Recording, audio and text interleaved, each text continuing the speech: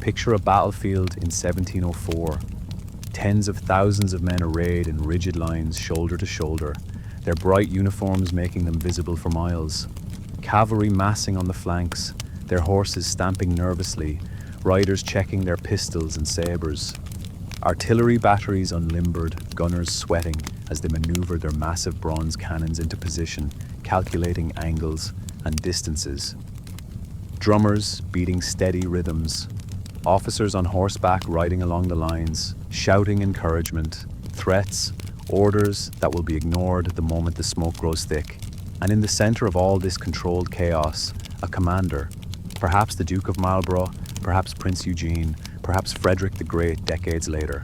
A man who had spent days, weeks, sometimes months planning this moment, studying maps, interrogating prisoners, analyzing terrain, calculating supply requirements, positioning troops, making decisions that would determine whether thousands lived or died, whether kingdoms rose or fell, whether his name would be remembered with glory or forgotten in disgrace. This is the story of how battles were planned in the age of gunpowder, not the romanticized version, not the Hollywood version where brilliant generals have sudden inspirations and improvise their way to victory. The real version, the tedious, complicated, logistically nightmarish reality of organizing thousands of men, hundreds of horses, dozens of cannons, and mountains of supplies into something that could actually fight a battle without collapsing into chaos before the first shot was fired. Because here's what nobody tells you about warfare in the gunpowder age. The actual fighting, the glorious charges and dramatic last stands that filled the history books represented a tiny fraction of what went into a military campaign. The real work, the grinding, exhausting, absolutely essential work, happened before the armies ever faced each other. It happened in command tents lit by candles, where officers pored over maps and argued about routes. It happened in supply depots where bureaucrats calculated how many pounds of gunpowder each regiment would need. It happened in endless staff meetings where quartermasters explained why moving the army 15 miles would take 3 days instead of 1.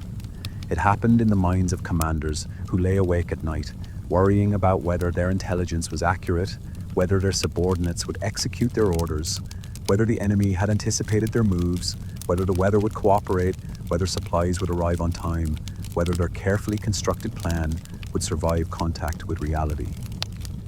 Planning a battle in the age of gunpowder wasn't just military strategy, it was logistics, mathematics, psychology, meteorology, geography, and pure gambling all rolled into one impossibly complex challenge. Get it right, and you might win a decisive victory. Get it wrong, and thousands died for nothing. And the commanders who succeeded, the ones whose names we remember, weren't necessarily the most brilliant tacticians or the bravest leaders. They were the ones who understood that battles were won before they began, in the planning, in the preparation, in the thousand unglamorous decisions that determined whether an army could even reach the battlefield in condition to fight. The gunpowder age transformed warfare in ways that are hard to overstate. Before gunpowder, before firearms and artillery, battles were chaotic, brutal affairs decided largely by the courage of individual warriors, the quality of their armor and weapons, and the ability of commanders to inspire or intimidate their men into standing firm when the enemy charged. Tactics existed, certainly, formations mattered, but there was a randomness to medieval warfare, an unpredictability that meant a smaller, weaker force could sometimes triumph through luck, terrain advantage, or the enemy's mistake. Gunpowder changed everything. It introduced weapons that could kill at a distance, that could shatter armor, that could reduce castles to rubble, and critically, it introduced weapons that required coordination, discipline, and careful planning to use effectively. A musket in the hands of an individual soldier was marginally useful. 100 muskets fired simultaneously by a well-drilled line of infantry was devastating. A single cannon could change the course of a siege. A battery of cannons, properly positioned and supplied, could dominate a battlefield. But these new weapons brought new problems. Problems that medieval commanders never had to consider. A knight needed a horse, armor, weapons, and perhaps a squire. Feed the horse, maintain the equipment, and you were ready to fight. An early modern army needed muskets by the thousands, each requiring regular maintenance. It needed gunpowder, measured in tons, stored carefully to prevent moisture damage or accidental explosion. It needed shot, lead, balls cast to precise specifications. It needed cannon, bronze monsters weighing thousands of pounds that had to be hauled by teams of horses or oxen over roads that often didn't exist. It needed carriages for those cannon, limbers, caissons, all requiring skilled carpenters and blacksmiths to build and maintain. It needed trained gunners who understood ballistics, mathematics, and the temperamental nature of early artillery. And beyond the weapons themselves, gunpowder warfare required different kinds of soldiers. Medieval armies were largely feudal levies, men who showed up when their lord called them, fought for a campaign season, and went home to their farms. They brought their own equipment. They expected to be fed, but didn't require wages. They had some training, especially the professional men-at-arms. But they weren't professional soldiers in the modern sense. Gunpowder warfare demanded professionals, standing armies, men who drilled constantly, learning to load and fire their muskets in coordinated volleys, learning to march in formation under fire, learning to maneuver as units rather than as individuals. These men required wages, they required uniforms, they required ongoing training and discipline. They couldn't just go home after a battle and return next year. They were permanent military formations that had to be maintained, fed, housed, and paid, whether there was a war on or not. The costs were staggering. Creating and maintaining a gunpowder army required resources that medieval kingdoms had never needed to marshal.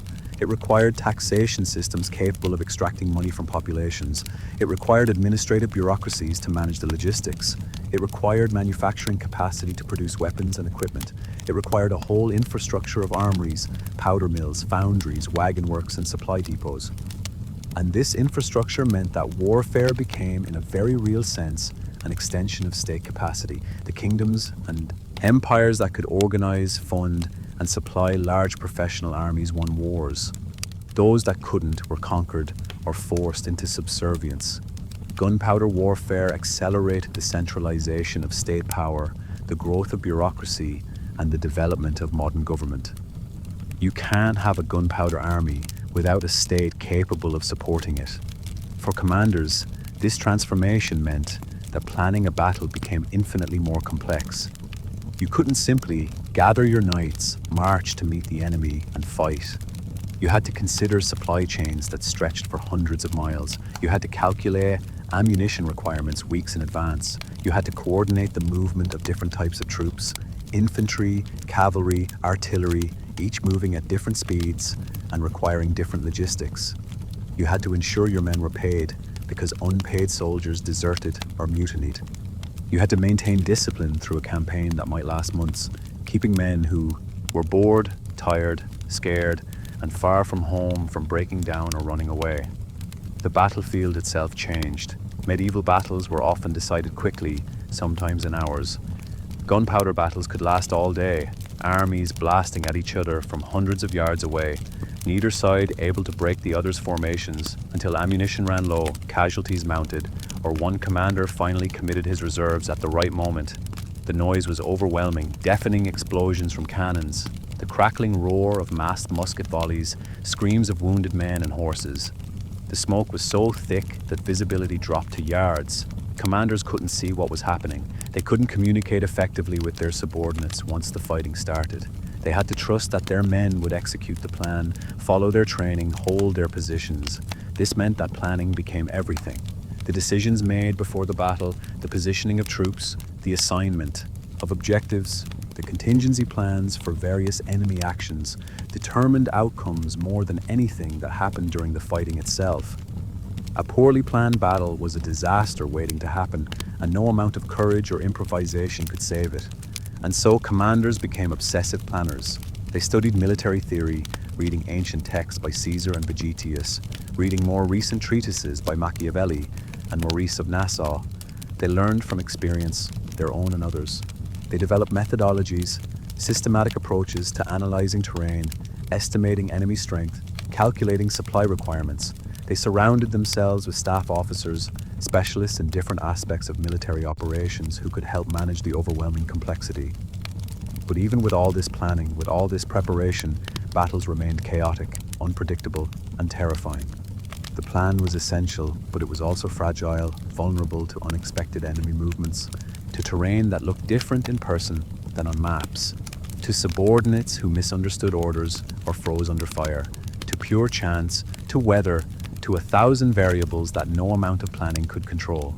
And that tension, between the need for careful planning and the inevitability of chaos, defined command in the Gunpowder Age. Commanders who planned too rigidly, who couldn't adapt when things went wrong, lost battles even when they should have won. Commanders who didn't plan at all, who relied on improvisation and courage, courted disaster. The successful ones found the balance, planning meticulously but remaining flexible, creating detailed battle plans while understanding that those plans would begin falling apart the moment contact was made with the enemy. This is what we're exploring tonight. Not the battles themselves, not the glory and drama of combat, but the unglamorous, exhausting, absolutely essential work that happened before. The planning, the preparation, the decisions, the mistakes. The methods commanders used to transform thousands of individual soldiers into an organized fighting force capable of executing a plan under the most terrible conditions imaginable. The reality of command in an age when warfare had become industrial in scale but was still personal in execution, when technology demanded organization but human courage remained essential, when victory went not necessarily to the bravest or most cunning, but to whoever had planned more carefully and prepared more thoroughly. Before a commander could even begin planning a battle, before maps were unrolled or troops were positioned, before any of the tactical considerations that would determine victory or defeat, there was a more fundamental question that had to be answered. Where is the enemy? And more importantly, what is the enemy doing? In the age of gunpowder, this question consumed commanders' attention and drove them to develop increasingly sophisticated methods of gathering, analyzing and acting on intelligence. Because warfare in this era moved slowly enough that good intelligence could change everything, but fast enough that outdated intelligence was worse than no intelligence at all. Medieval warfare had its scouts, certainly. Light cavalry who rode ahead of the army, local guides who knew the territory, spies who infiltrated enemy camps or bribed enemy soldiers for information. But intelligence gathering in the Gunpowder Age became more systematic, more organized, more essential. The stakes were higher, armies were larger, the distances involved were greater, and the costs of being surprised by an enemy army you didn't know was approaching could be catastrophic. Reconnaissance, the systematic gathering of military intelligence, became its own specialized function. Commanders assigned cavalry units specifically for this purpose. Not their heavy cavalry, the armored shock troops held in reserve for decisive charges, but like cavalry, dragoons, hussars, uhlans, mounted infantry who could move quickly across terrain, observe enemy positions from a distance, and report back without engaging in serious combat. These units operated ahead of the main army, sometimes by days, screening its movements and probing for enemy forces. The cavalry screen served multiple purposes. It prevented enemy scouts from observing your own army's movements, creating a kind of informational shield that kept the enemy commander guessing about your strength, position, and intentions. It gathered information about terrain, roads, river crossings, potential campsites, anything that would affect how the army could move. It identified enemy forces, estimating their strength, composition, and direction of movement. And critically, it provided early warning if the enemy army was closer than expected, giving the main force time to prepare for battle rather than being caught while marching or making camp. But cavalry reconnaissance had limitations. Scouts could observe enemy forces from a distance, count their campfires, estimate the size of their formations, but they couldn't tell you what the enemy commander was thinking. They couldn't reveal enemy plans, intentions, or strategic objectives. For that deeper intelligence, commanders needed spies. Espionage in the Gunpowder Age was both crude and sophisticated. Crude because it often relied on methods that hadn't changed much since ancient times. Bribery, turning enemy soldiers, officers, or civilians into informants by offering them money, protection, or promises of future rewards. Interrogation of prisoners, deserters, or refugees fleeing war zones. Interception of enemy correspondence, reading letters and dispatches captured when messengers were caught or killed. Sophisticated because states were beginning to develop permanent intelligence apparatuses, networks of agents embedded in rival kingdoms, codes and ciphers to protect sensitive communications, and systematic methods for analyzing the information gathered. A commander planning a campaign might have access to intelligence from multiple sources, reports from his own scouts and patrols, information from local inhabitants, some volunteering intelligence about enemy movements, others coerced or bribed into cooperating, interrogations of captured enemy soldiers who might reveal their unit's strength, recent movements, morale, and rumors circulating in enemy camps, letters and documents captured from enemy messengers or seized in raids, and reports from long-term agents, spies who had been cultivated over months or years, embedded in enemy headquarters or governments. But gathering intelligence was only half the challenge. The other half was evaluating it. How reliable was the source? Was the information accurate, outdated, or deliberately misleading? Enemy commanders weren't passive. They engaged in their own deception operations, spreading false information through agents they knew or suspected were working for the other side, allowing certain documents to be captured that contained misleading information, positioning troops visibly in one location while secretly moving the main force elsewhere. Commanders had to weigh contradictory reports, assess the credibility of sources, and make judgments about what they believed was true. This required experience, intuition, and sometimes pure guesswork. Get it right, and you might anticipate enemy movements, position your forces advantageously, and win a battle before it began. Get it wrong, and you might march your army into a trap, find yourself outnumbered when you expected superiority, or waste time and resources chasing phantom enemy forces while the real threat approached from another direction. Maps were another critical intelligence tool, though maps in the gunpowder age were far less reliable than we might imagine.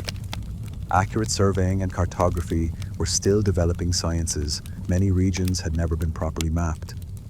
The maps that did exist were often based on outdated information, guesswork, or outright fabrication. Distances were wrong, terrain features were misplaced, roads that appeared on maps had washed out years ago, rivers had changed course, forests had been cleared or had grown denser. Commanders learned to be skeptical of maps.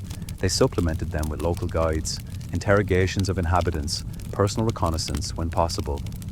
Before committing to a march or a battle plan, a good commander sent officers to scout the actual terrain, to verify that what the map showed matched reality. This took time. It slowed operations. But it was essential. Armies had been destroyed because commanders trusted maps that were wrong, committing forces to terrain that turned out to be impassable or defensible positions that didn't exist. The intelligence process created its own rhythm in military operations. A commander wouldn't just march his army toward the enemy and hope for the best. He would advance cautiously, waiting for reconnaissance reports, adjusting his route and speed based on what scouts discovered. If reports indicated the enemy was closer than expected, he might halt the army, deploy into battle formation, and wait for more information. If reports suggested the enemy had withdrawn or moved in an unexpected direction, he might alter his entire operational plan. This created a kind of chess game between opposing commanders, each trying to divine the other's intentions while concealing his own, each trying to position his forces advantageously while denying the enemy information about those positions, each trying to surprise the enemy while avoiding being surprised himself. The commander with better intelligence, more accurate maps, and more effective reconnaissance usually had an enormous advantage. He could choose when and where to fight. He could force battle when conditions favored him and avoid it when they didn't. He could maneuver around the enemy's position, threatening their supply lines or their retreat route, forcing them to fight on his terms. But intelligence was never perfect. There were always gaps, uncertainties, contradictions. A commander might know the enemy army was in a certain region, but not its exact location. He might know its approximate strength, but not its composition. How many infantry versus cavalry, how many cannons. He might know the enemy's current position, but not whether they were planning to stay there, retreat, or advance. Every decision about how to plan for battle had to be made with incomplete information, with the understanding that some of what you thought you knew might be wrong. The psychological pressure this created was immense. Commanders second-guessed themselves constantly. Was that report about enemy reinforcements accurate? Should I wait for confirmation or act immediately? If I wait, am I giving the enemy time to strengthen their position? If I act on false information, am I walking into a trap? The successful commanders, the ones who won consistently, weren't necessarily those with the best intelligence. They were those who could make good decisions despite uncertainty, who could evaluate information quickly, trust their judgment, and commit to a course of action even when they knew they might be wrong. And intelligence gathering didn't stop once battle plans were made. It continued right up until the armies engaged, and even during the battle itself. Scouts continued probing enemy lines, looking for weaknesses, unexpected movements, signs of retreat or reinforcement. Signals officers watched for enemy signals, trying to intercept orders being passed along enemy lines. Even during combat, with smoke obscuring visibility and noise making communication nearly impossible, commanders tried to gather information about what was happening, sending aides to different parts of the battlefield to observe and report back. The age of gunpowder was an age of limited visibility and imperfect knowledge. Technology hadn't yet advanced to the point where commanders could see the entire battlefield clearly or communicate instantaneously with subordinates. Everything was slow, uncertain, vulnerable to misunderstanding. And so the planning that happened before battle, based on the best intelligence available, became the foundation on which everything else rested. A commander who knew where the enemy was, what they were doing, and what the terrain looked like had already won half the battle. The rest was execution. But even perfect intelligence couldn't overcome the fundamental logistical realities of moving and sustaining a gunpowder army. And it was here, in the unglamorous realm of supply, transportation, and administration, that most battles were truly won or lost long before the first shot was fired. If you asked a civilian in the 18th century what won battles, they might have talked about courage, brilliant tactics, or superior firepower. Ask a commander who'd actually led armies in the field, and they would give you a different answer. Supply, logistics, the ability to keep an army fed, equipped, and moving. Because no army, no matter how brave or well-trained, could fight without gunpowder for their muskets, food in their bellies, and shoes on their feet. And ensuring those things were available in the right quantities, at the right places, at the right times, was a logistical nightmare that consumed more of a commander's attention than any tactical consideration. A gunpowder army was a machine that devoured supplies at a rate that would have been incomprehensible to medieval commanders. Start with the basics: food. A soldier needed roughly 2 pounds of bread and a pound of meat per day to maintain his health and fighting ability. Maybe some vegetables if they were available, cheese, dried peas, or beans. Salt for preservation, beer or wine because water was often unsafe to drink. For an army of 30,000 men, a modest size, by the standards of major European wars, that meant 30 tons of bread and 15 tons of meat every single day, every day, whether you were marching, resting, or fighting. And that was just the soldiers. An army also included thousands of horses, draft horses, pulling wagons and artillery, cavalry mounts, officers' horses. Each horse consumed roughly 20 pounds of fodder per day, hay or grain depending on availability and season. 10,000 horses, a reasonable number for an army of 30,000 men, required 100 tons of fodder daily. That's more than twice the weight of food needed for the men themselves. Then ammunition. A musket-armed infantryman might carry 30 to 40 rounds in his cartridge box. Sounds like a lot until you realize that in a major battle, he might fire all of it and need resupply. Multiply that by thousands of muskets, and you needed tens of thousands of cartridges available for any significant engagement. Each cartridge consisted of a lead ball and a measured amount of gunpowder wrapped in paper. They had to be manufactured in advance, stored carefully to keep the powder dry, and transported in wagons that were protected from sparks, moisture, and rough handling. Artillery ammunition was even more complicated. Each cannon required not just shot, iron, or stone balls of specific sizes, but also powder charges, carefully measured amounts of gunpowder that would propel the shot. A field cannon might fire 30 to 40 rounds in a battle. A siege cannon might fire hundreds over the course of a siege. The powder and shot had to be calculated, manufactured, transported, and stored, and cannons themselves required constant maintenance, cleaning, repairs to carriages and wheels, replacement of worn parts. All of this, food, fodder, ammunition, equipment, had to be transported, which meant wagons, thousands of them. Each wagon could carry perhaps a ton of supplies and required a team of horses or oxen to pull it. A single day's food for a 30,000-man army required dozens of wagons just for the bread and meat. Fodder for the horses required even more. Ammunition added still more.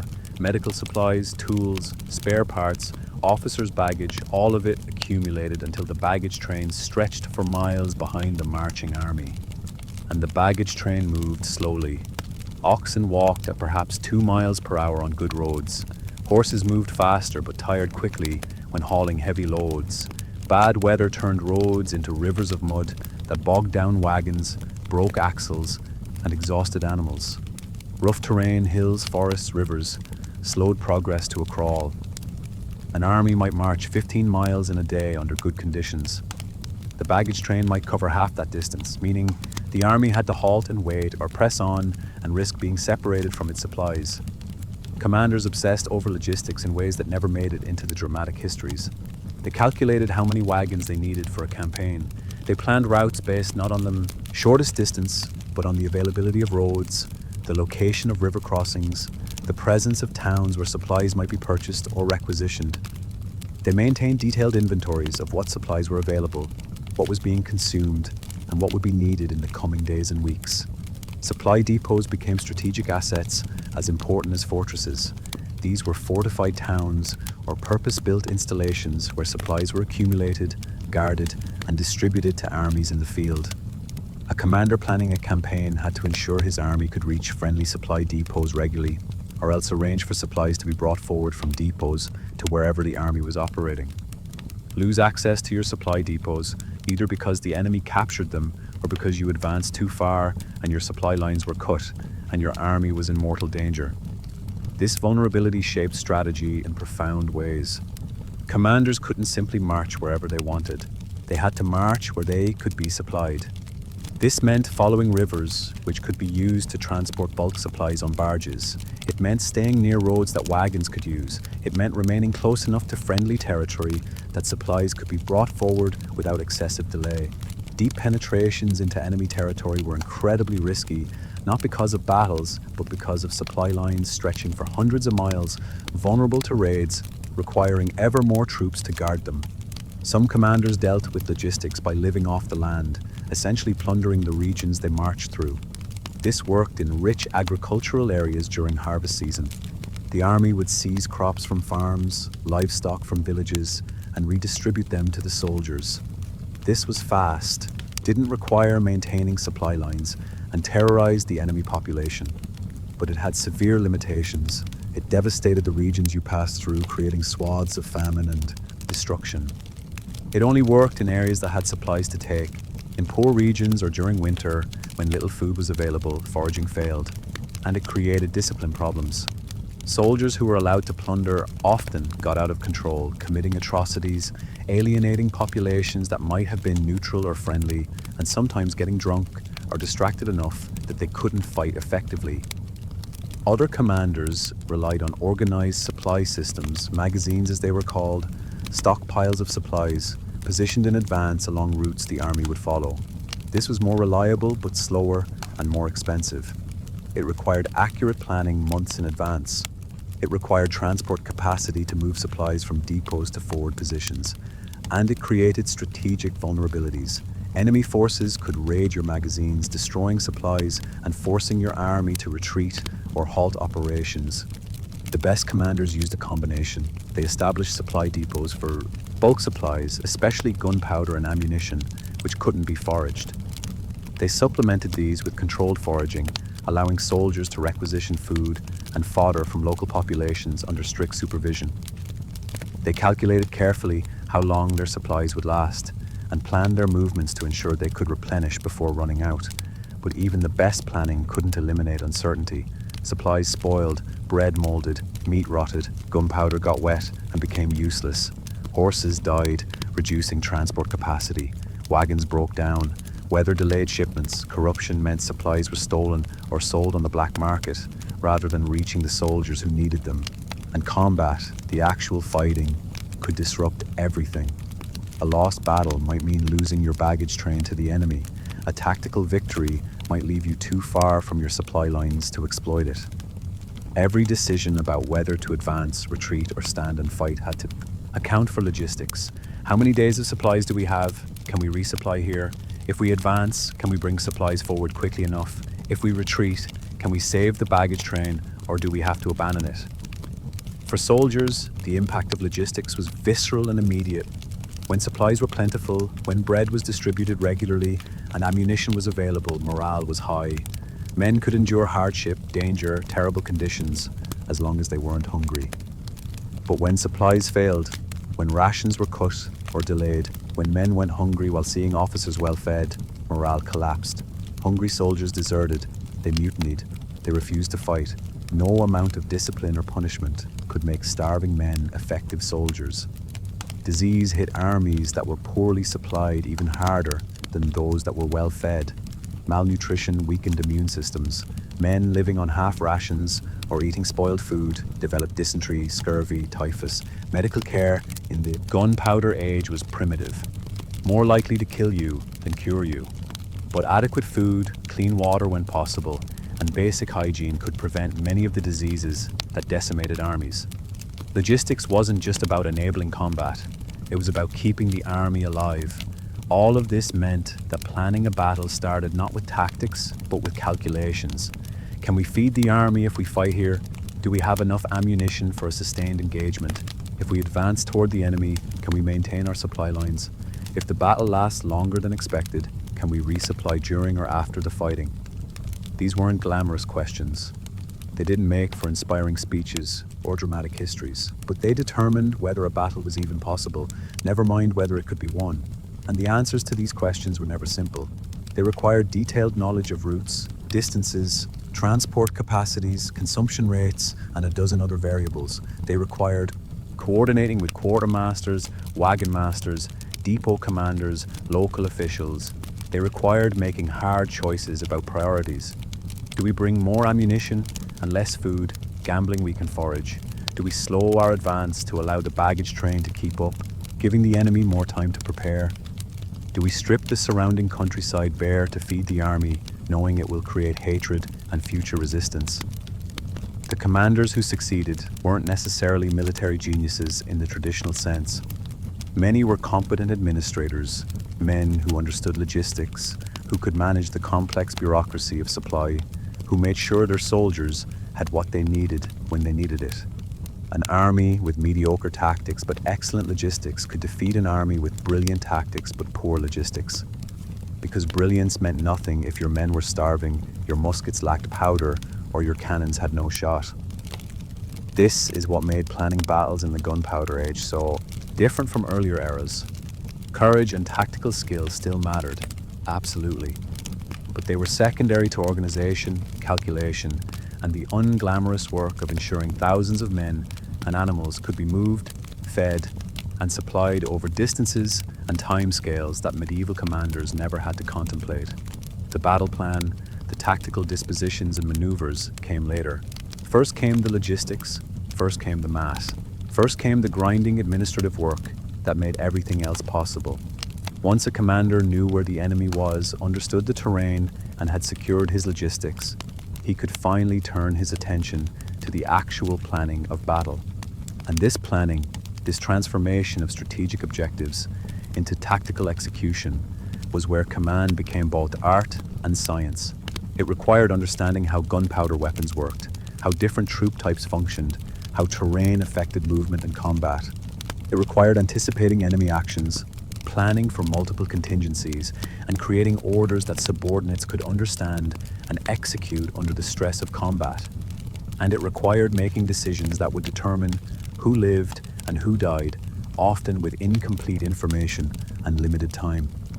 The fundamental challenge of gunpowder warfare was coordination. Individual soldiers with muskets were vulnerable, slow to reload, inaccurate at any distance. But soldiers formed into dense formations, trained to fire in coordinated volleys, became deadly. The key was organization. Infantry had to be arranged in lines, multiple ranks deep, each rank firing while the others reloaded. They had to maintain their formation even under enemy fire, even when men around them were being killed, even when every instinct screamed at them to break and run. Creating these formations and ensuring they could execute under combat conditions was the result of endless drilling. Soldiers practiced loading and firing until they could do it, automatically, without thinking. They practiced marching in formation, wheeling left and right, advancing and retreating in organized lines rather than as individuals. They practiced responding to orders delivered by drums or flags, because once battle began, verbal commands couldn't be heard over the noise. But drilling soldiers was only the first step. A commander planning a battle had to decide where to position these formations, how to arrange them relative to each other and to the terrain, and how to sequence their actions during the fighting. This required understanding several interconnected systems. First, the three basic combat arms. Infantry, the backbone of any army, armed with muskets and bayonets. They fought in lines, exchanging volleys with enemy infantry at ranges of 50 to 200 yards. They could defend positions, advance against enemy formations, or stand firm against enemy attacks. But they were vulnerable to cavalry charges if caught in open ground without support. Infantry in square formations could defend against cavalry, but squares were vulnerable to artillery and couldn't maneuver quickly. Cavalry mounted troops armed with sabers, pistols, and sometimes carbines. They couldn't break well-formed infantry lines. Trying would result in horses refusing to charge into a wall of bayonets and muskets. But cavalry could exploit weaknesses, pursuing broken infantry, raiding supply lines, screening friendly forces, and delivering shock attacks against enemy flanks or rear. Cavalry was expensive, requiring trained riders and well-bred horses. It was difficult to replace losses, but properly employed, it could decide battles. Artillery, cannons of various sizes, firing solid shot, explosive shells, or canister at enemy formations. Artillery could batter enemy positions from a distance, destroy fortifications, and create gaps in enemy lines. But cannons were immobile once positioned. Moving them during battle was slow and difficult. They required clear fields of fire and were vulnerable if enemy forces got close. Artillery crews were specialists, highly trained, difficult to replace if casualties occurred. A commander had to balance these arms, using each to support the others. Infantry held positions and broke enemy formations. Cavalry protected the flanks and exploited breakthroughs. Artillery weakened enemy formations before the infantry engaged. On paper, it was straightforward. In practice, it was incredibly complicated. Terrain was the next consideration. No two battlefields were identical. Some were open plains ideal for deploying large formations and allowing clear fields of fire. Others were broken ground, hills, forests, rivers, villages, all of which complicated movement and limited visibility. A good commander studied the terrain carefully, looking for advantages he could exploit or disadvantages he needed to mitigate. High ground was almost always advantageous. Artillery positioned on hills could fire down on enemy. Formations, increasing range and effectiveness. Infantry on high ground could see approaching enemies more clearly and had a psychological advantage. Attackers, advancing uphill tired more quickly, arrived at the enemy position disorganized and winded. So commanders sought to seize high ground before battle began, deploying their forces on advantageous terrain and forcing the enemy to attack uphill. Obstacles were equally important. Rivers, streams, marshes, woods, all could protect flanks or slow enemy advances. A commander might position his army with a river protecting one flank, reducing the frontage the enemy could attack and allowing him to concentrate his forces. Or he might use a forest to hide a flanking force, keeping them concealed until the moment they were needed. Obstacles could also be created. Earthworks, trenches, abattis, sharpened stakes, all could be constructed to strengthen defensive positions. But terrain cut both ways. It constrained your own forces as much as the enemy's. Dense formations needed space to deploy. Complicated maneuvers required open ground. Artillery needed clear fields of fire. A commander who positioned his forces poorly, cramping them into terrain that prevented them from maneuvering, could lose a battle before it started. Weather was another uncontrollable but critical factor. Rain turned roads to mud. and made moving artillery nearly impossible. It rendered matchlock muskets useless until flintlocks became standard. It reduced visibility, making coordination difficult. Wind affected artillery accuracy. Extreme heat exhausted men carrying heavy equipment and wearing wool uniforms. Cold numbed fingers, making loading muskets slower and more error-prone. A commander couldn't control the weather, but he had to account for it, adjusting his plans based on conditions on the day of battle.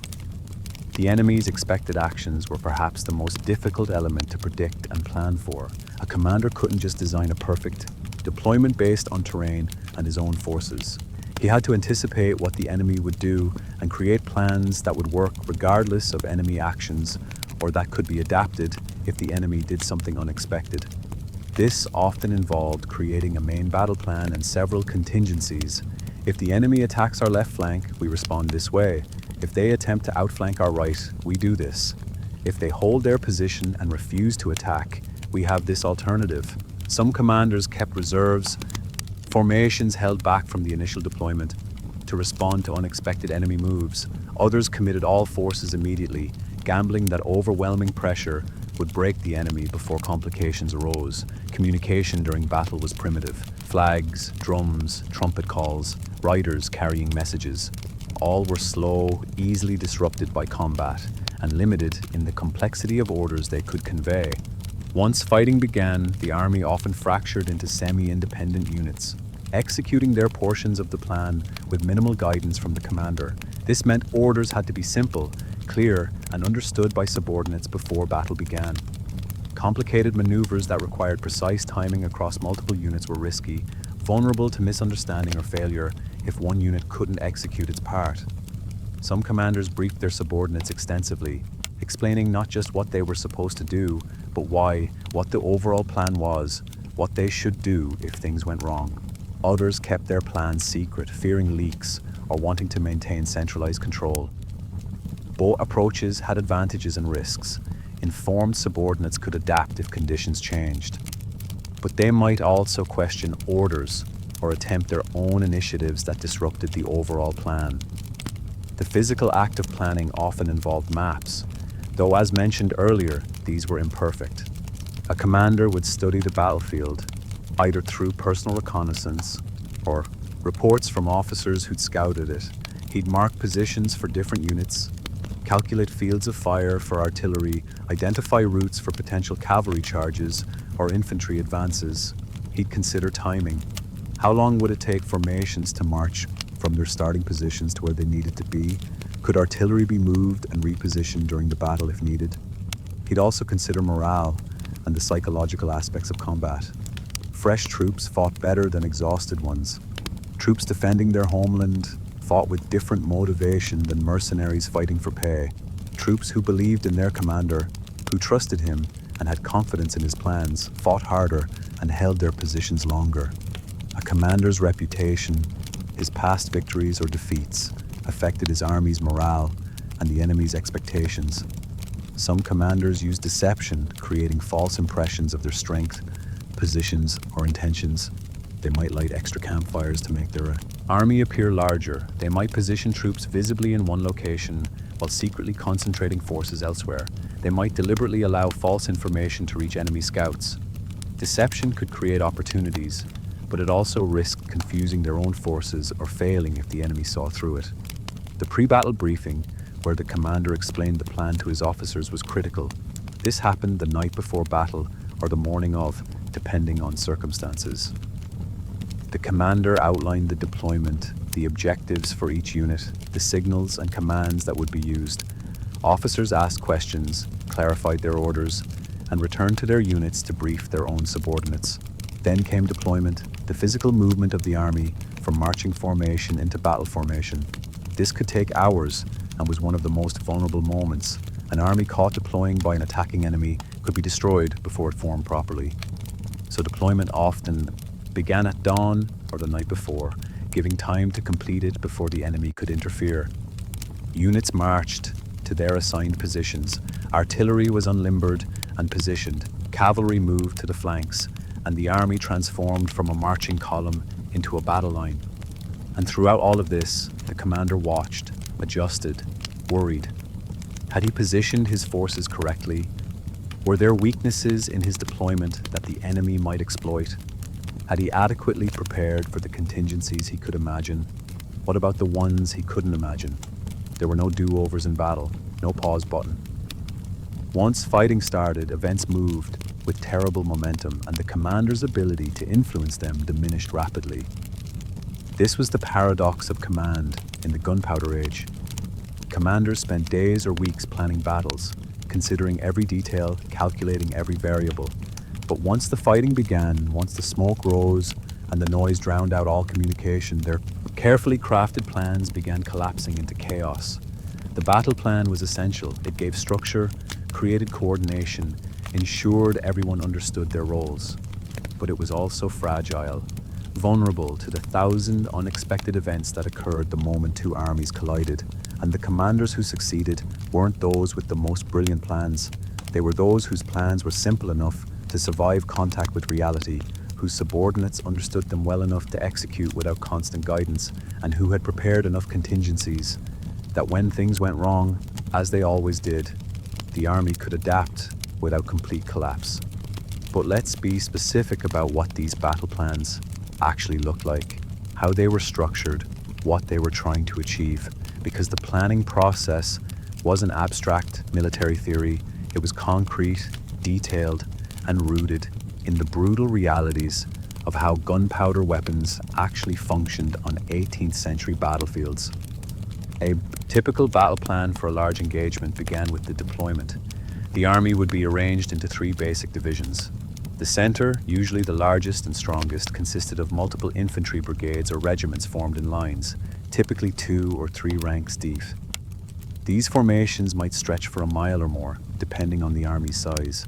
The center's job was to engage the enemy's center, trading volleys until one side's formations broke or were forced to retreat.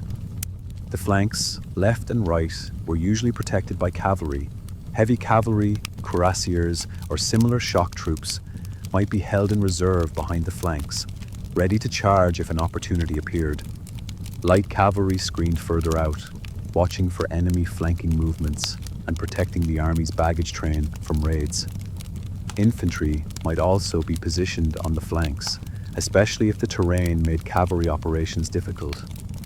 Artillery was distributed along the line, typically concentrated at important points.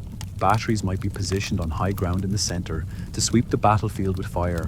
Other guns might be placed on the flanks to provide enfilade fire, shooting along the length of enemy formations, which was far more devastating than firing directly at their front. Some armies kept a reserve of artillery that could be moved during battle to reinforce threatened positions or exploit weaknesses. Reserves, infantry, and cavalry units held back from the initial deployment were positioned behind the front line. Their placement varied based on the commander's philosophy and the specific situation.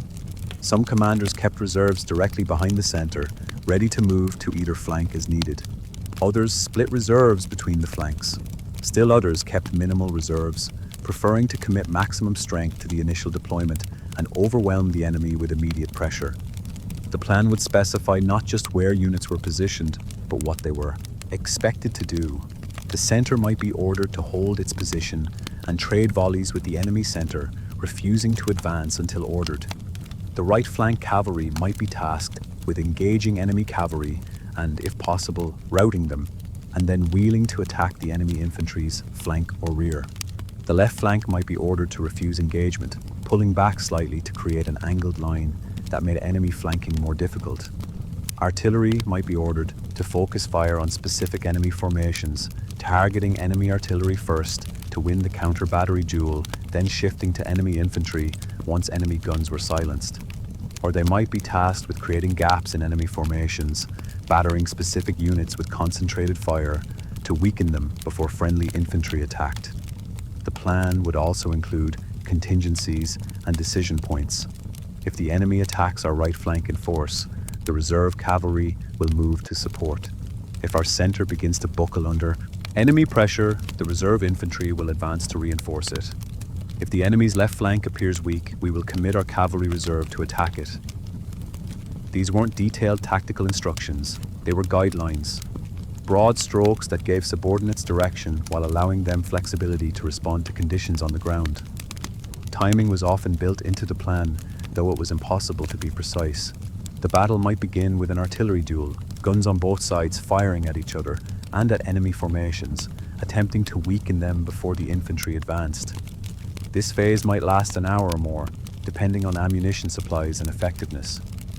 Then the infantry would advance, one side or both, closing to musket range and beginning to exchange volleys. This phase could last for hours, formations standing at 100 yards or less, firing and reloading, absorbing casualties, men falling, but the lines holding. Eventually, one side would gain an advantage. Maybe their artillery had been more effective, creating gaps in the enemy line. Maybe their infantry's volleys had been better coordinated, inflicting heavier casualties. Maybe the enemy's morale was cracking, men starting to drift to the rear despite officers' orders to hold.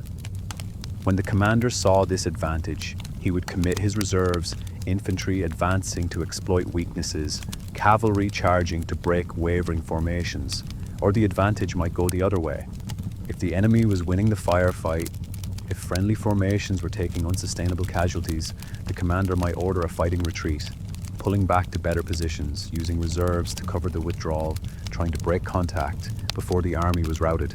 This required discipline and courage. Retreating under fire, maintaining formation while comrades fell, was one of the hardest things soldiers could be asked to do. The plan had to account for all of this. It had to create a structure flexible enough to adapt to how the battle actually developed, but clear enough that officers understood what they were supposed to do without needing constant orders from the commander. And critically, it had to match the army's capabilities.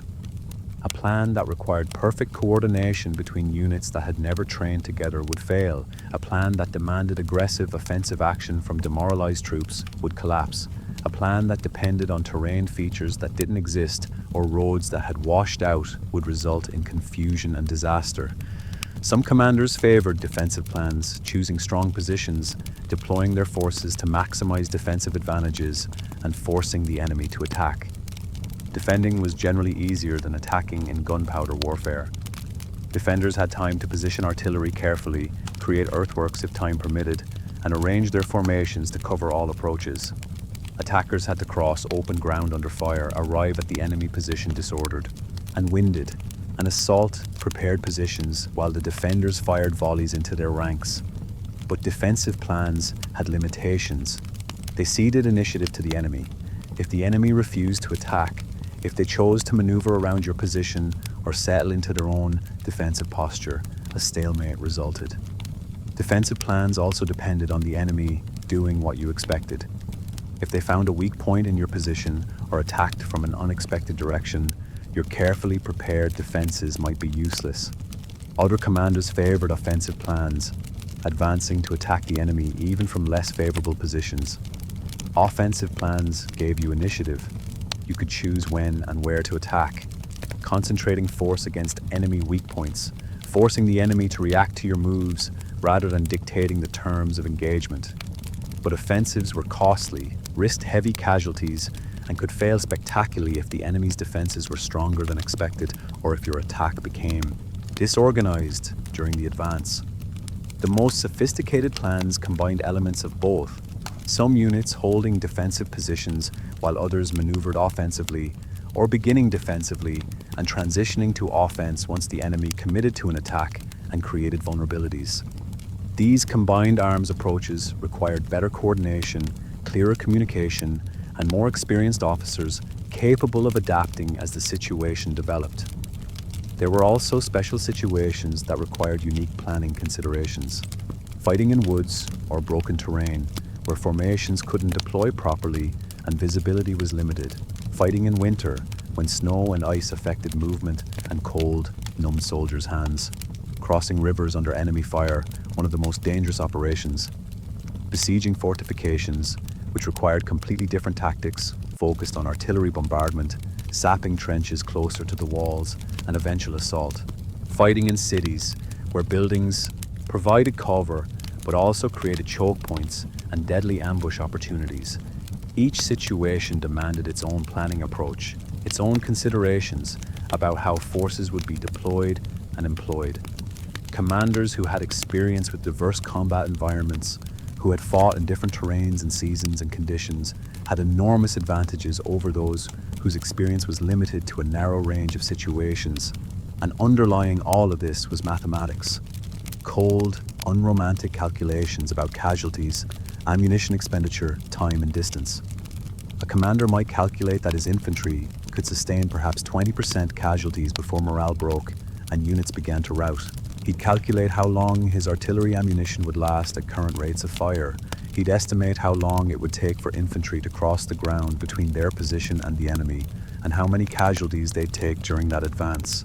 He'd calculate whether his cavalry had numerical superiority on a flank, and whether that superiority was enough to overwhelm enemy cavalry and then turn the enemy's flank. These calculations were imprecise, based on experience and rules of thumb, rather than rigorous data analysis. But they grounded planning in reality, preventing commanders from crafting impossible plans that looked brilliant on paper, but collapsed when faced with the actual capabilities of armies and weapons. Record keeping supported this process. Armies maintained detailed records of past engagements, noting what had worked and what hadn't, casualties sustained, ammunition expended, time required for various movements. Commanders studied these records, learning from their own mistakes and those of others, gradually building an institutional knowledge base about what was and wasn't possible on gunpowder battlefields. But even with all this planning, all this calculation, all this preparation, battles remained chaotic, violent, and unpredictable. The plan gave structure. It gave soldiers and officers a framework for understanding what they were supposed to do. It provided the commander with a starting point, a way to impose order on chaos. But it couldn't control everything. It couldn't account for every variable. And the moment combat began, the moment men started dying and smoke obscured the battlefield, the plan started breaking down, and command became less about executing a perfect design and more about managing catastrophe, making split-second decisions with incomplete information, and hoping that your preparation had been good enough to give your army a chance at victory. We talk about battle plans as if they were abstract diagrams, lines on maps representing the movement of thousands of men. But executing those plans required real human beings to do impossibly difficult things under the most terrible conditions imaginable. And the training, discipline, and psychological preparation needed to transform civilians into soldiers capable of standing firm in the face of death was as important as any tactical plan a commander could devise. Because the best plan in the world meant nothing if the soldiers couldn't or wouldn't execute it. Start with what was being asked of these men. Stand in a formation 2 or 3 ranks deep, shoulder to shoulder with your comrades, while enemy soldiers several hundred yards away pointed muskets at you and fired. Watch men around you fall, killed or wounded by balls of lead traveling too fast to see. Ignore the screaming of the wounded, the smell of blood and gunpowder smoke, the deafening noise of musket volleys and artillery. Load your musket, a complex sequence of movements that had to be done correctly, even with hands shaking from fear and adrenaline. Raise your musket, aim roughly at the enemy formation, and fire on command. Then reload and do it again, and again, and again, for hours, without breaking and running, without panicking when the man next to you was killed, without fleeing when enemy cavalry appeared and charged toward your formation. This was contrary to every survival instinct humans possess. The natural response to being shot at is to seek cover, to duck, to run. Standing still, remaining exposed, continuing to perform complex manual tasks while people are actively trying to kill you requires overcoming fundamental human psychology, and armies achieve this through drilling, discipline, and a carefully constructed system of incentives and punishments that made fighting more attractive than the alternatives. Drilling began the moment a recruit joined the army. Hour after hour, day after day, he practiced loading and firing his musket. Not just once or twice, but hundreds of times, until the sequence of movements became automatic, something he could do without thinking. The 18th century musket required a complex loading procedure. Open the cartridge box, remove a paper cartridge containing powder and ball, bite off the end to expose the powder. Prime the pan by pouring a small amount of powder into it. Close the pan, pour the remaining powder down the barrel, insert the ball and paper wadding. Use the ramrod to push everything down the barrel. Return the ramrod. Cock the hammer, aim, fire. In ideal conditions, a well-trained soldier could do this in about 20 seconds, allowing for 3 rounds per minute. But combat wasn't ideal conditions. In the smoke, noise, confusion, and terror of battle, rates of fire dropped significantly. 2 rounds per minute was more realistic. 1 round per minute if things were going badly. Soldiers made mistakes under stress. They forgot steps. They loaded powder but forgot the ball. Or worse, they loaded multiple balls on top of each other without firing, creating a dangerous overcharge that could explode the musket when finally fired. Drilling reduced errors by making the process automatic. A soldier who'd loaded his musket 1,000 times in training was more likely to do it correctly in battle. Muscle memory took over when conscious thought failed, and drilling also built unit cohesion. Soldiers practiced together, learning to move as formations, to march in step, to wheel and turn in coordinated movements, to dress their lines, maintaining the precise spacing and alignment that made volley fire effective. Discipline went beyond drilling. It was a system of rewards and punishments designed to make obedience to orders more appealing than disobedience. Soldiers who performed well received promotions, better pay, recognition from officers. Soldiers who disobeyed orders faced flogging, imprisonment, sometimes execution. Desertion was punishable by death, and deserters were sometimes shot in front of their units as examples. But discipline wasn't just about punishment. Good officers understood that soldiers fought harder for commanders they respected, who shared their hardships, who treated them with at least minimal dignity. Officers who led from the front, who exposed themselves to the same dangers as their men, earned loyalty that no amount of flogging could create. Officers who looked after their men's welfare, who ensured they were fed and paid and their grievances were heard, commanded units that fought harder and held together longer under stress. Morale, that intangible quality of willingness to fight, depended on many factors. Were the soldiers well fed, adequately paid? Had they won recent battles, or were they demoralized by defeats? Did they believe in their cause, or were they mercenaries fighting for money alone? Did they trust their officers and believe their commander knew what he was doing? Were they defending their homes, or were they invading someone else's country? All of this affected how men would perform in battle. Religious beliefs played a role too. Many soldiers believed God would protect them if they fought bravely, or that dying in battle was honorable and would be rewarded in the afterlife. These beliefs helped. Men faced danger. They provided meaning and consolation in the midst of horror. Chaplains accompanied armies, offering prayers before battle, ministering to the wounded and dying, helping soldiers make sense of the violence they were part of. Some commanders deliberately whipped up religious or ethnic hatred before battle, painting the enemy as infidels, barbarians, or monsters. This made killing easier, reduced hesitation, but it also increased atrocities, made surrenders less likely, and sometimes backfired when soldiers realized the enemy were human beings like themselves. The moment before battle began was psychologically crucial.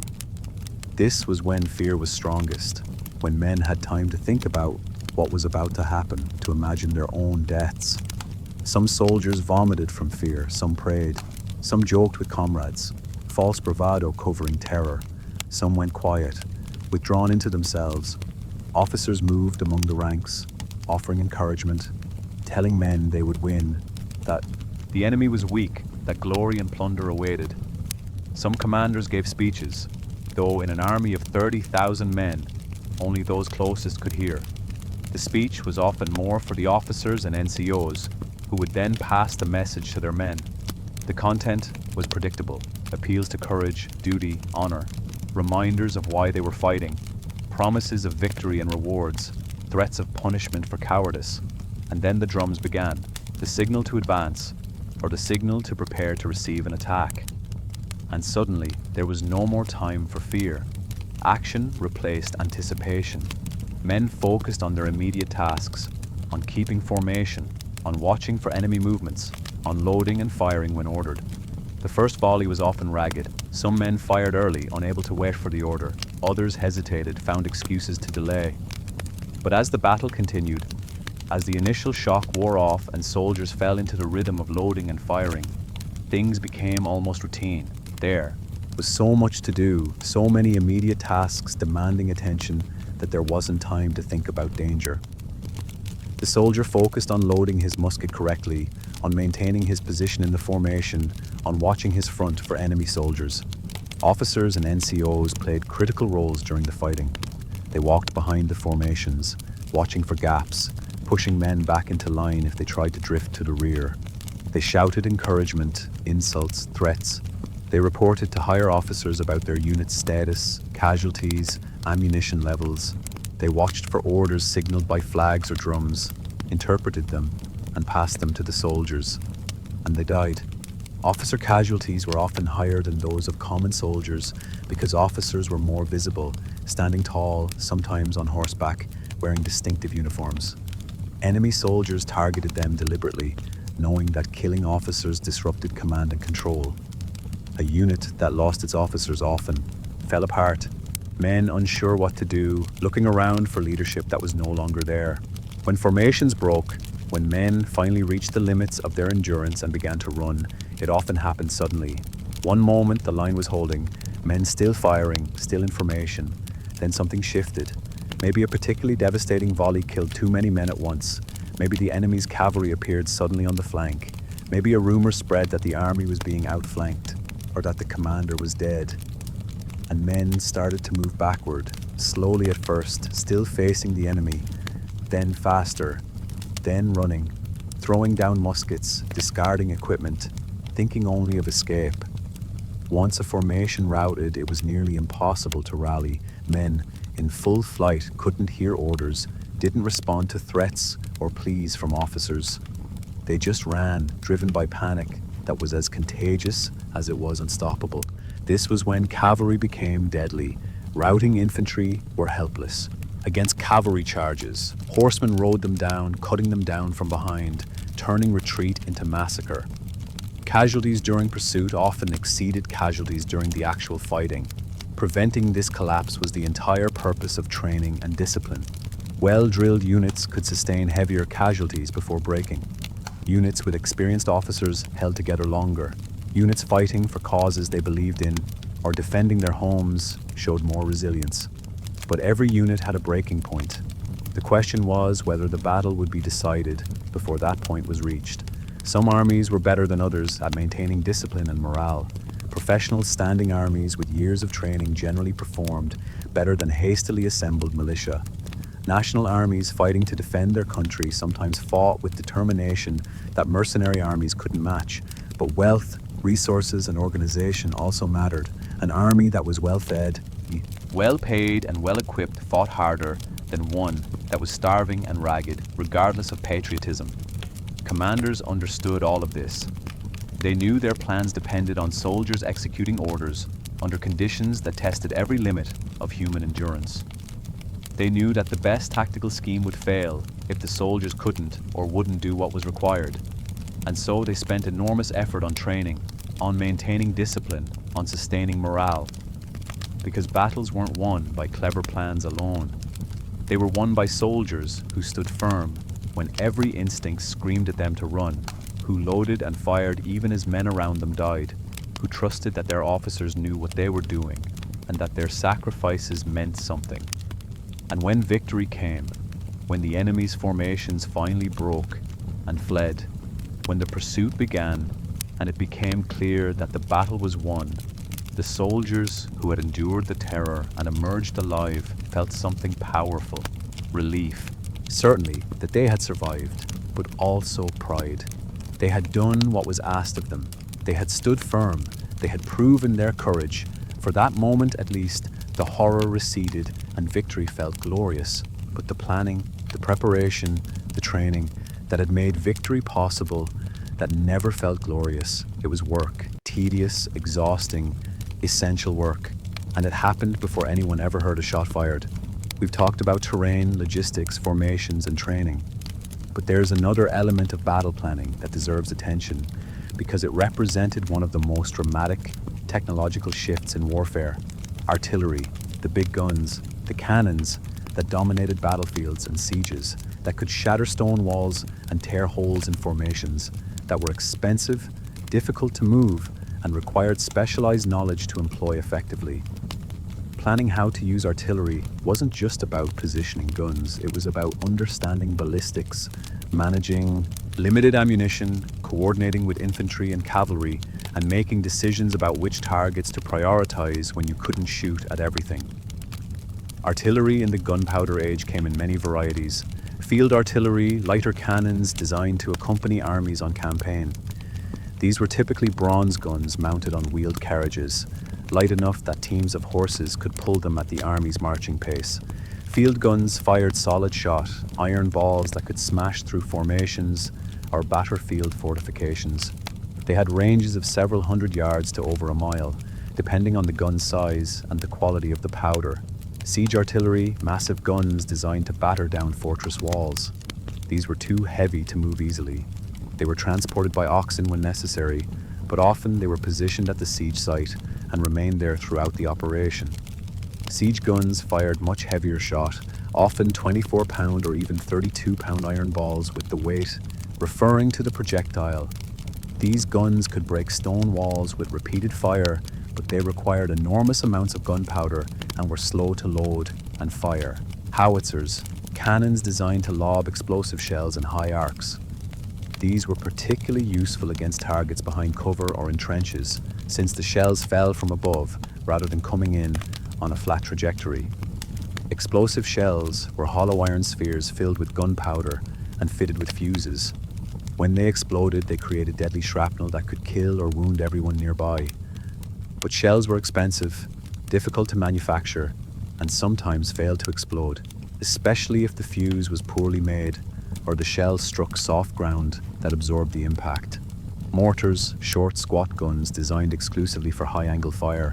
Mortars were used primarily in sieges, lobbing shells over fortress walls into the interior. They had very short ranges, but could hit targets that other artillery couldn't reach. Loading. A mortar was slow, and aiming was more art than science. But in siege warfare, where targets were stationary and you had time to adjust your fire, mortars were devastatingly effective. Each type of artillery required different handling, different tactics, different logistical support. A commander planning for battle had to decide which types of guns to bring, how many, and where to position them.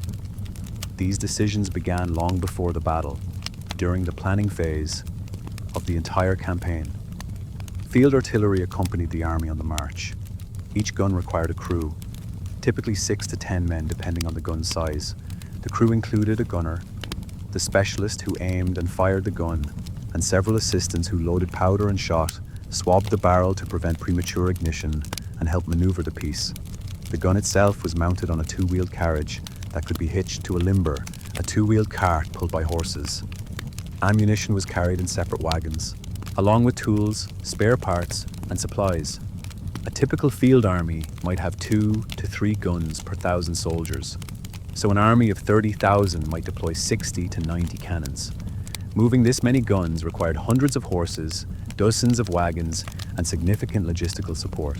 Each gun needed ammunition, and the amount varied based on the gun's size and the expected intensity of combat. A field gun might fire 30 to 50 rounds in a battle, more if ammunition was plentiful, fewer if supplies were limited. Positioning artillery was one of the most important tactical decisions a commander made. Artillery needed clear fields of fire, unobstructed lines of sight to enemy formations. Placing guns on high ground increased range and allowed them to fire over friendly troops without hitting them. Guns positioned to fire down the length of enemy lines, enfilade fire, were far more effective than guns firing at the front of enemy formations. An enfilade shot that missed its target might strike formations behind it. A frontal shot that missed flew harmlessly past the enemy, but artillery was vulnerable. Guns couldn't move quickly once emplaced. They required space to operate, room for the crew to work around them, and they were high-value targets. Enemy artillery would engage in counter-battery fire, trying to knock out opposing guns. Enemy infantry advancing close enough could overwhelm the gun crews, who were armed only with pistols and swords and couldn't defend against a determined attack. So artillery required protection. Infantry was often positioned nearby to defend the guns from enemy assault. Sometimes earthworks were constructed, low walls or berms that provided some protection to the crews. And artillery was almost never placed far forward of the main battle line where it could be isolated and captured. A commander's artillery plan specified where each battery would be positioned, what their targets were, and when they would begin firing. A common pattern was to begin the battle with a prolonged artillery bombardment. Guns on both sides would trade fire, trying to silence each other, while also firing at enemy formations to weaken them before the infantry advanced. This counter-battery duel could last for hours, a grinding contest where gunners aimed carefully, fired, swabbed their barrels, and reloaded, working in clouds of smoke that made seeing the enemy increasingly difficult. Casualties mounted slowly but steadily. A lucky shot might strike an enemy gun directly, dismounting it or exploding its powder supply in a spectacular blast. More often, shots struck nearby, killing crewmen or wounding horses, gradually degrading the enemy's artillery capability. Once friendly artillery had suppressed or destroyed enough enemy guns, or once the commander decided the infantry assault couldn't be delayed longer, the guns would shift fire to enemy infantry formations. Solid shot tore through densely packed ranks, each hit potentially killing or wounding multiple men. The psychological effect was enormous.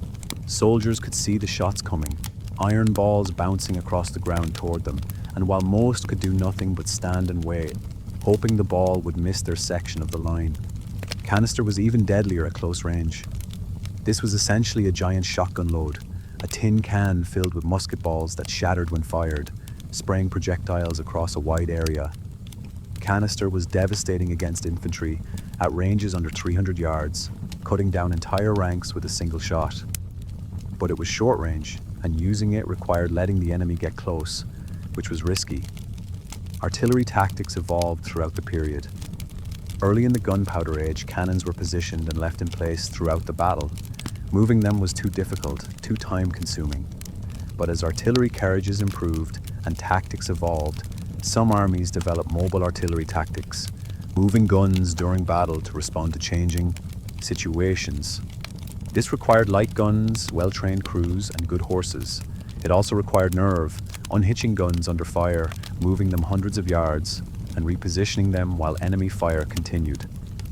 Frederick the Great of Prussia pioneered these mobile artillery tactics in the mid-18th century, creating horse artillery units where even the gun crews rode horses, allowing entire batteries to gallop across the battlefield and unlimber in new positions in minutes.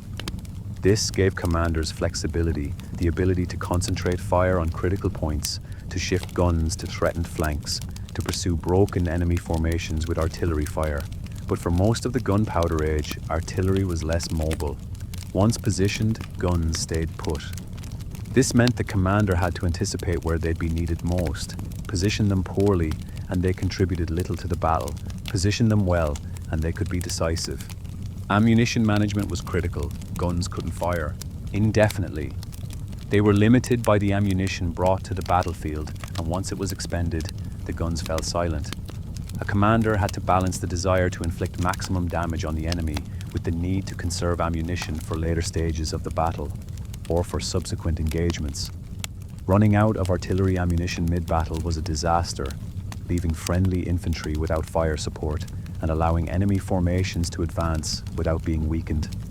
Some commanders rationed artillery fire strictly, ordering gunners to fire slowly to make every shot count. Others believed in overwhelming firepower, blasting the enemy with maximum intensity and gambling that the battle would be decided before ammunition ran out. Both approaches had merits and risks. Artillery crews were specialists, highly trained, difficult to replace. A good gunner understood elevation, how to aim the barrel at the correct angle for the desired range. He understood how different types of powder burned at different rates, affecting muzzle velocity and range. He knew how to estimate distance to the target, how to adjust fire based on where shots landed, how to compensate for wind, and even the rotation of the earth at very long ranges. Though most gunners in this era didn't understand the physics, they just knew from experience how to adjust. Losing experienced gunners to casualties could cripple an artillery battery. Replacements, if available, lacked the experience and skill to aim and fire effectively. They made mistakes, wasted shots, sometimes even caused accidents that injured their own crews or damaged the guns. Maintenance was another constant concern. Cannons were bronze or iron, massive and durable, but they still required care. Barrels fouled with powder residue had to be cleaned. Carriages and wheels needed repairs. The violent recoil of firing created stresses that cracked wood, loosened joints, bent metal. A gun that wasn't maintained properly might explode when fired, killing its crew and destroying itself. Weather affected artillery more than other arms. Rain made powder damp, reducing its effectiveness or making it impossible to fire. Mud made moving guns nearly impossible. Extreme heat could make barrels dangerously hot, increasing the risk of premature ignition when powder was loaded. Cold made metal brittle and numbed crews' hands, slowing loading. Despite all these complications, artillery was essential.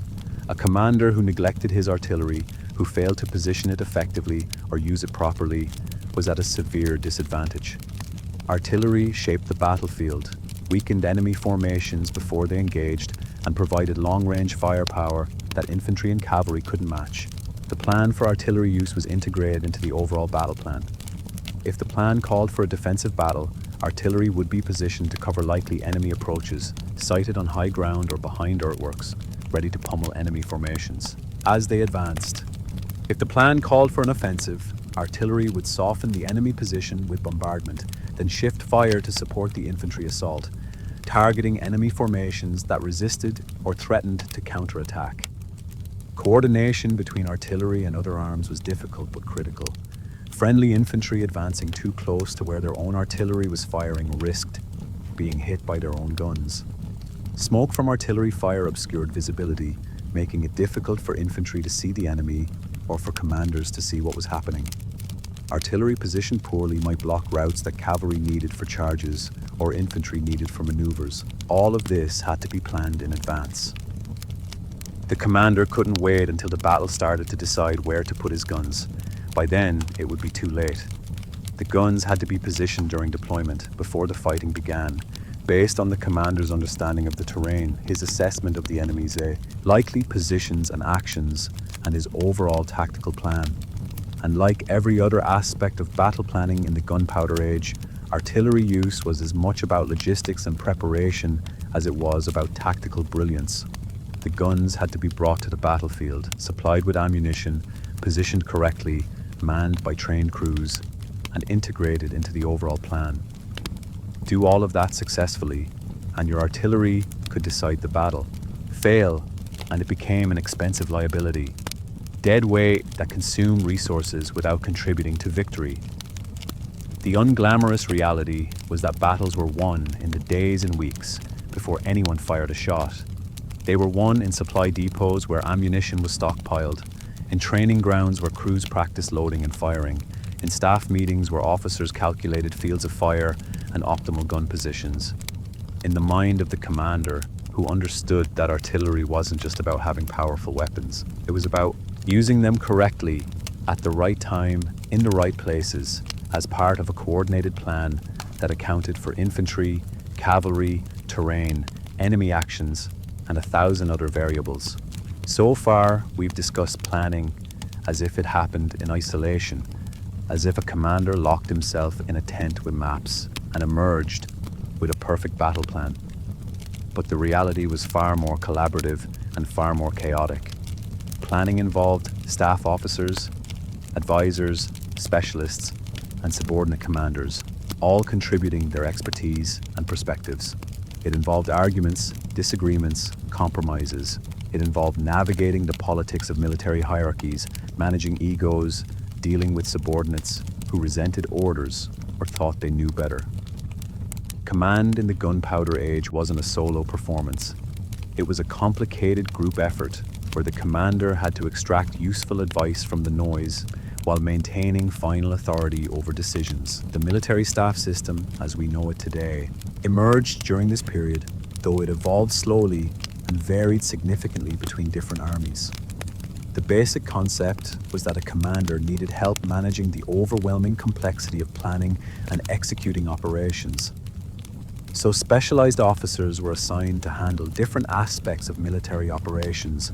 The Quartermaster General was responsible for supplies and logistics. He calculated what supplies the army needed, where they would come from, how they would be transported. He managed the baggage train, assigned wagons, coordinated with depot commanders. During planning sessions, the Quartermaster General would inform the commander about logistical possibilities and constraints. Can we march to this location? How long can we operate this far from our supply depots? What routes can the wagons use?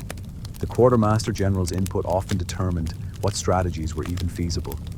The Chief of Artillery was responsible for the Army's guns. He advised on artillery, deployment, managed ammunition supplies, coordinated gun crews. During planning, he would recommend where to position batteries, how many guns would be needed, what types of ammunition should be prioritized. His expertise was critical because artillery tactics were complex and constantly evolving. The chief engineer was responsible for fortifications, sieges, bridging rivers, and constructing fieldworks. He advised on terrain, identifying positions that could be fortified or obstacles that would impede movement. During siege operations, the chief engineer was essentially the operational commander, directing the construction of trenches, the positioning of siege guns, the timing of assaults. Intelligence officers gathered and analyzed information about the enemy. They interrogated prisoners, debriefed scouts, evaluated captured documents, and tried to determine enemy strength, positions, and intentions. Their reports formed the basis for many command decisions. Adjutants handled administrative tasks, drafting orders, maintaining records, ensuring communications between the commander and subordinate units. They took the commander's verbal instructions and turned them into written orders that could be distributed. Aides de camp were junior officers assigned to the commander personally. They carried messages during battle, conducted personal reconnaissance missions, and generally served as the commander's eyes and ears when he couldn't be everywhere himself. These staff positions weren't standardized across all armies. Some commanders surrounded themselves with large staffs. Others worked with minimal assistance, preferring to handle most tasks personally. Some staffs were professional, officers specially trained for staff work. Others were informal, collections of whoever the commander trusted or who happened to be available. Staff meetings were where planning actually happened. The commander would present his initial thoughts, where he wanted to march, what objectives he wanted to achieve. Then the staff would respond. The quartermaster might point out that the desired route lacked adequate roads for the baggage train. The intelligence officer might report that enemy strength was greater than expected. The artillery chief might explain that certain terrain was unsuitable for deploying guns. The chief engineer might identify river crossings that would require bridging. These inputs forced modifications to the plan. Maybe the route changed to accommodate logistics. Maybe the objective changed based on new intelligence. Maybe the artillery deployment changed because the original positions weren't feasible. This iterative process, plan, critique, revise, continued until the staff agreed the plan was workable, or at least until the commander decided it was as good as it was going to get and overruled remaining objections. But staff officers didn't just provide technical advice. They had their own opinions, their own egos, their own preferences. Some were cautious, warning against risks. Others were aggressive, pushing for bold action. Some had personal rivalries with other staff officers and opposed plans simply because their rivals supported them. Navigating these personalities was part of the commander's job. Subordinate commanders, the generals, who led divisions or brigades, also participated in planning, though their involvement varied. Some commanders consulted their subordinates extensively, seeking their input and explaining the reasoning behind decisions. Others issued orders without explanation and expected unquestioning obedience. The consultative approach had advantages. Subordinates who understood the plan could adapt if circumstances changed. They could explain it to their own officers and soldiers. They might notice problems the commander had missed, offering suggestions that improved the plan, and they were more committed to executing a plan they had helped create. But consultation took time and risked creating confusion or debate at moments when decisiveness was needed. Some subordinates might argue endlessly, questioning every decision. Others might spread doubts among their troops or quietly subvert plans they disagreed with. The authoritarian approach was faster and clearer. Orders were issued. Subordinates executed them without question. There was no debate, no ambiguity. But it also meant subordinates couldn't adapt intelligently when the situation changed. They'd follow orders rigidly even when those orders no longer made sense, because they didn't understand the larger plan or have authority to deviate. Different commanders found different balances. Frederick the Great was notoriously authoritarian, rarely consulting subordinates, issuing detailed orders that specified exactly what each unit should do. Napoleon, decades later, was more consultative, explaining his plans to his marshals and giving them broad objectives rather than detailed instructions, trusting them to achieve those objectives however they thought best. Political considerations also affected planning. Commanders didn't operate in vacuums. They answered to kings, emperors, governments, parliaments.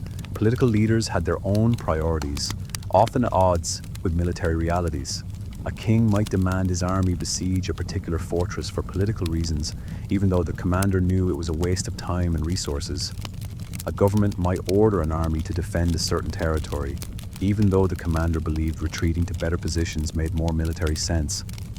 Commanders had to navigate these pressures, sometimes obeying orders they disagreed with, sometimes finding ways to technically obey while pursuing their own strategies, occasionally refusing orders and risking their careers. The relationship between political authority and military command was always tense, always complicated. Allies added another layer of complexity. Coalition warfare, armies from multiple countries fighting together, was common in European conflicts. But allies had their own commanders, their own chains of command, their own strategic objectives. Coordinating operations between allied armies required negotiation, compromise, and often frustration. Allied commanders might refuse orders from the nominal supreme commander, insisting they answered only to their own sovereigns. They might pursue national objectives that undermined coalition strategy. They might withdraw their forces at critical moments for political reasons. Planning coalition operations meant accounting for these political realities, crafting strategies that gave each ally something they wanted while still achieving overall military goals. Language barriers didn't help. A German commander and a French commander planning together might need interpreters, slowing communication and creating opportunities for misunderstanding. Cultural differences affected tactics and doctrine. What one army considered normal practice, another might see as recklessly aggressive or shamefully timid. Despite all these complications, planning had to happen, decisions had to be made, orders had to be issued, and ultimately, one person, the commander, bore responsibility for the outcome. He could consult widely, listen to advice, delegate tasks, but when the battle began, when thousands of lives hung on the decisions made in planning sessions, the commander stood alone with the consequences. Good commanders learned to use their staffs effectively without becoming dependent on them. They developed judgment about which advisors to trust and which to ignore. They understood the difference between caution born of wisdom and caution born of timidity. They learned when to listen and when to make decisions despite objections. Bad commanders either ignored their staffs entirely, making decisions based on personal whim without considering practical constraints, or they became paralyzed by conflicting advice, unable to decide, wasting time in endless meetings while opportunities slipped away. The planning process was messy, political, frustrating. It involved personalities, egos, turf battles, disagreements over credit and blame. It was nothing like the clean, rational process taught in military academies or depicted in histories. It was human, therefore flawed, therefore unpredictable. And yet somehow plans emerged, orders were written, armies marched, battles were fought, and the quality of the planning, however messy the process that produced it, determined whether those armies won or lost, whether thousands lived or died, whether kingdoms endured or fell. We need to talk about what happened when plans failed, because they often did. Despite all the preparation, despite all the intelligence gathering and logistical calculations and tactical positioning, despite the drilling and the staff meetings and the meticulous orders, reality had a way of destroying even the most carefully crafted plans. Understanding how commanders dealt with failure, how they adapted when things went wrong, is as important as understanding how they planned for success. Friction was a concept that the Prussian military theorist Karl von Clausewitz would later codify, though commanders in the Gunpowder Age lived with it long before anyone gave it a name. Friction is everything that makes the simple difficult, that causes plans to unravel, that introduces uncertainty and chaos into military operations. Weather that makes roads impassable, messengers who get lost or killed, orders that are misunderstood, subordinates who fail to execute, supplies that don't arrive, intelligence that proves false. Every plan assumed a certain baseline of competence and luck. It assumed orders would be delivered and understood. It assumed units would reach their assigned positions on time. It assumed supplies would be available. It assumed terrain would match what maps showed. When those assumptions proved wrong, friction mounted. Small problems cascaded into larger ones. Delays accumulated. Units ended up in wrong positions or failed to arrive at all. A commander who panicked when his plans started falling apart was doomed.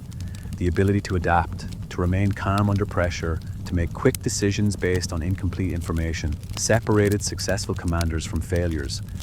Some developed contingency plans, secondary options if the primary plan couldn't be executed. Others relied on personal judgment and experience, improvising solutions as problems arose.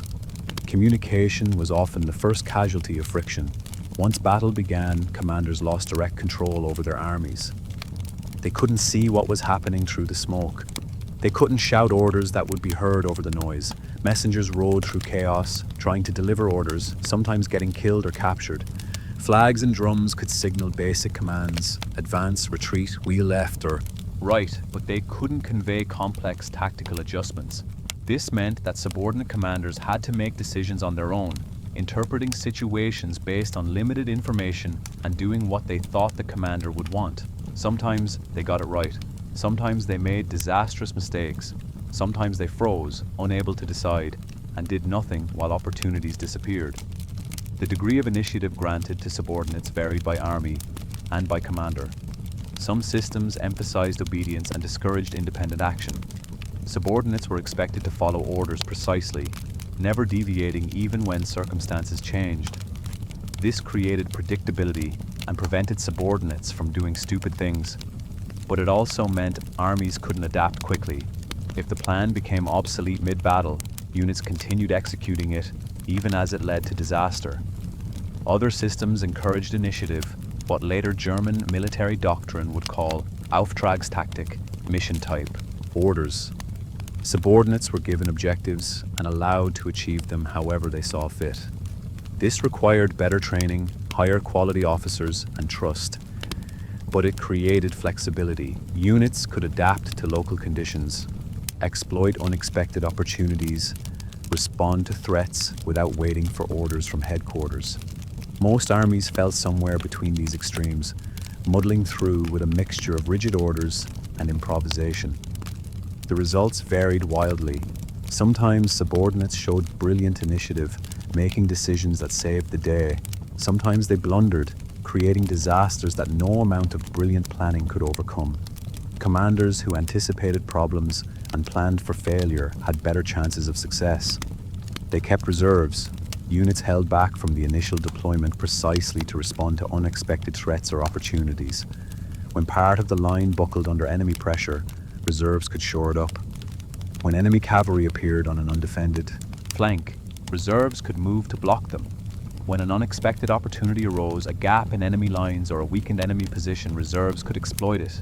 But reserves were expensive.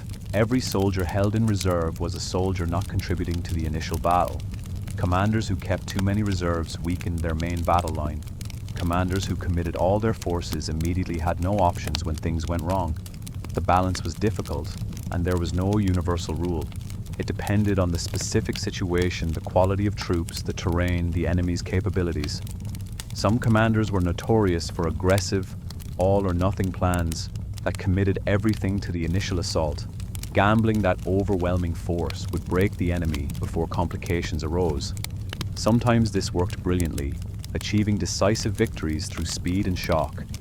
Sometimes it failed spectacularly, leaving the army with no reserves when the initial assault stalled and the enemy counterattacked. Other commanders were cautious, keeping substantial reserves and preferring defensive battles where they could respond to enemy initiatives rather than taking them themselves. These commanders rarely suffered catastrophic defeats, but they also rarely achieved decisive victories. Wars dragged on because neither side could land the knockout blow. Moral courage was as important as tactical skill. A commander watching his plan disintegrate, seeing units routed, or his flanks turned, faced a terrible choice. Accept reality and adapt, possibly ordering a retreat to save what could be saved. Or deny reality and insist on continuing the original plan, hoping that determination could overcome circumstances. The first choice risked appearing weak, might damage morale, might turn a setback into a defeat. The second choice risked turning a setback into a catastrophe, refusing to retreat until the army was destroyed. History is full of examples of both. Commanders who recognized when battles were lost and ordered timely retreats, saving their armies to fight another day. And commanders who refused to admit defeat until it was too late, losing not just battles, but entire armies, sometimes their own lives. The aftermath of battle, win or lose, was another planning consideration often overlooked in dramatic retellings. Winning a battle didn't mean you could simply celebrate and go home. You had to pursue the defeated enemy, preventing them from regrouping. You had to treat your wounded, bury your dead, care for prisoners. You had to resupply, redistribute ammunition, repair equipment, and you had to make strategic decisions about what to do next. Losing a battle was even more complicated.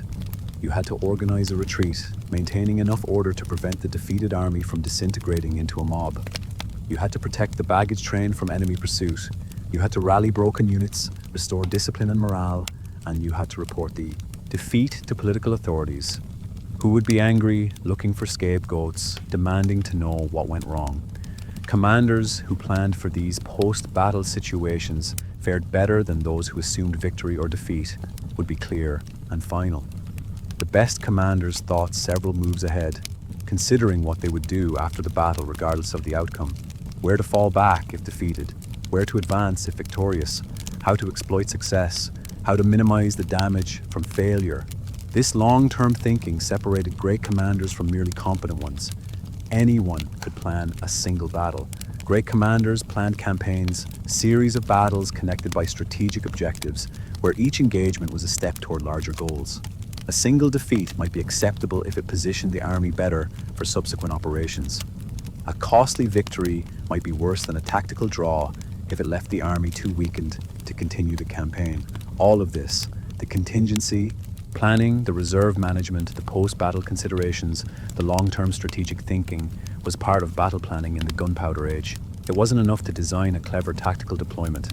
Commanders had to think through every phase of operations, every possible outcome, every complication that might arise. They had to accept that plans would fail in unexpected ways and prepare to adapt. They had to balance aggression with caution, commitment with flexibility, confidence with realism. And they had to do all of this knowing that the stakes were enormous. Lives depended on their decisions, kingdoms depended on their judgment, their own reputations and careers depended on their results. The pressure was intense, relentless, sometimes overwhelming, yet they did it. Commanders throughout the Gunpowder Age planned battles, led armies, made decisions under conditions we can barely imagine. Some succeeded brilliantly, winning victories that changed history. Some failed miserably, suffering defeats that destroyed them and their nations. Most fell somewhere in between, winning some, losing some, doing their best with imperfect information and impossible challenges. The one common thread was preparation. The commanders who succeeded most consistently were those who planned most carefully, who prepared most thoroughly, who understood that battles were won before the fighting started. Not through sudden brilliance or improvised genius, but through patient, methodical, unglamorous work, calculating supply requirements, studying terrain, training troops, positioning artillery, crafting orders, managing subordinates, preparing for every contingency imaginable, and some that weren't. This was battle planning in the age of gunpowder. Not the glamorous story of military history, but the real one, the boring one, the one where success came from spreadsheets and logistics tables as much as from courage and tactical brilliance, the one where commanders spent days in planning sessions for battles that lasted hours. The one where the real work happened, in the preparation, in the weeks and months before anyone fired a shot. And that's the story worth understanding, because it's the truth. Battles in the age of gunpowder weren't won by improvisation or sudden inspiration. They were won by planning, careful, detailed, exhaustive planning, by commanders who understood that the real battle happened before the armies ever met, in the maps, in the supply depots, in the training grounds, in the endless staff meetings, in the calculations and the contingencies and the thousand decisions that transformed chaos into order, that gave thousands of frightened men a chance to survive and their army a chance to win. The age of gunpowder was an age when warfare became systematic, when victory depended as much on organization as courage, when the tedious work of planning determined outcomes more than the drama of combat. And understanding this, understanding how battles were actually planned and prepared, gives us insight not just into military history, but into how large organizations function under pressure, how complex operations are coordinated, how humans manage to accomplish difficult tasks despite uncertainty and chaos. The boring history, the true history, the history of how battles were really won,